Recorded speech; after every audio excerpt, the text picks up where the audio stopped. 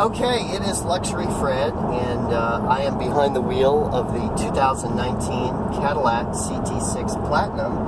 And as you can see, one of the great things about being behind the wheel of the CT6 and a lot of other Cadillac models is you can just sit here and you don't have to touch the steering wheel because of Cadillac's Super Cruise. So as I've talked about, the Super Cruise technology uses 3 layers of technology to keep you on the road. It's got cameras and sensors all over the car that see the lanes, see other cars, things like that. Then it's got GPS, of course, that tells the car where it is in terms of the real world and which lane it is and things like that. And then probably most importantly, Cadillac went around all of North America and mapped about 500,000 miles in roads with LiDAR, which is laser radar. So that means that the car has a map of this road already on it, and it's following that map. So everything is not a surprise. It knows there's a curve coming up in a mile. It knows that the lanes move into fewer lanes or something like that. As I've said before, the Super Cruise only works on a divided highway, on a freeway like this, and it only works within one lane. So it doesn't change lanes for you. If I change lanes, it'll disable the Super Cruise, and then once I get back in a lane, then it'll re-enable it again. What else?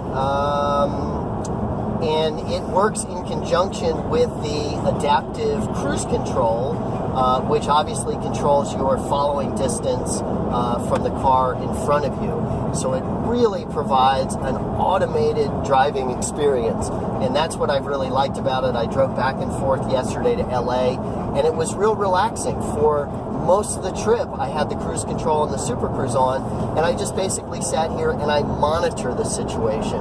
You're not actively driving, you're just making sure that the system is working properly and, you know, kind of watching, you're monitoring everything, but it really, in a good sense, it removes you from some of that responsibility of driving, especially the physical part of holding the wheel, so that if you're driving on the freeway for hundreds of miles or hours and hours, your arms, your shoulders can get tired from holding the wheel and steering. This eliminates that.